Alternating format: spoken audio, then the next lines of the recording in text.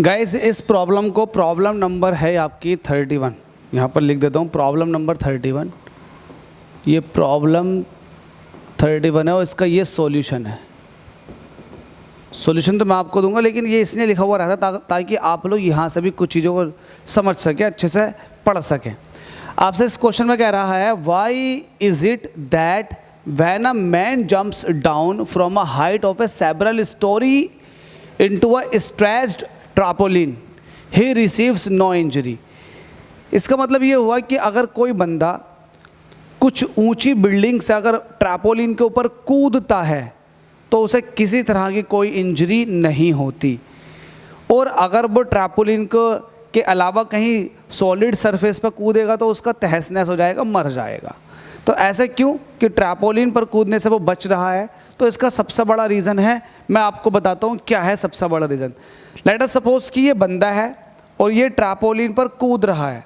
तो जब ये ट्रैपोलिन पर कूदेगा तो ट्रैपोलिन जहाँ ये कूदेगा वहाँ पर जो इसका इम्पैक्ट होगा वो इसको दबा देगा। इट मीन्स ये आदमी दबना शुरू कर देगा, जैसे इस पे गिरेगा दबना शुरू कर देगा।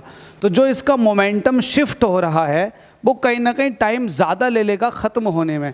इट मीन्स आपको एक फॉर्मूला पता होगा, आप कहते हो ना impulse is equal to force into time. Yes और नो? बिल्कुल सही बात है। अगर इम्पल्स को आपको क्या करना है, यहाँ पर देखो इम्पल्स को ये बंदा अपना इम्पल्स शिफ्ट करेगा तो कहीं ना कहीं उस केस में फोर्स जो हो जाएगा वो टाइम के इन्वर्सली प्रोपोर्शनल हो जाएगा। इसका मतलब ये है कि अगर टाइम ज़्यादा लगा इम्पल्स को शिफ्ट होने में, अगर टाइम ज़्यादा लगा तो फोर्स उस बंदे पर कम लगेगा अगर टाइम ज़्यादा लगा। अब जैसे ही ये बंदा ट्रैपोलिन पर गिरता है तो ट्रैपोलिन दबना शुरू कर देता है, जिसकी वजह से जो टाइम ऑफ इम्पैक्ट है वो बढ़ जाता, और जब टाइम ऑफ इम्पैक्ट बढ़ जाता तो कहीं ना कहीं उस बंदे पर जो फोर्स लगने वाली है वो बहुत ही ज़्यादा रिड्यूस हो जाती है। अब इसके बदले में आप यहाँ देखें कि एक सॉलिड सरफेस है और बंदा ऊपर से इस सॉलिड सरफेस पर कूद जाता है। तो जब ये कूदेगा तो जो पॉइंट ऑफ कांटेक्ट होगा, जहाँ पर इम्पैक्ट होने वाला है, ये सडनली होगा एकदम से। तो जब एकदम से होगा और मोमेंट ऑफ शिफ्ट होने की कोशिश करेगा तो उस केस में चूंकि आपको पता फोर्स टाइम के इन्वर्सली प्रोपोर्शनल है, बहुत कम टाइम तक कांटेक्ट रहेगा, जिसकी वजह से उस बंदे पर बहुत ज़्यादा फोर्स लगेगी और उसको सेवरल इंजरीज हो सकती है, और बहुत सीवर केस हो सकता है उस बंदे के साथ जो डायरेक्टली जंप करेगा एक सॉलिड सरफेस पर। तो उम्मीद करता हूँ आपको ये वाला क्वेश्चन समझ में आ गया होगा। When the man jumps the trampoline gets depressed, trampoline दब जाता है at the place of impact, जहाँ पर ये इम्पैक्ट हो रहा होता है।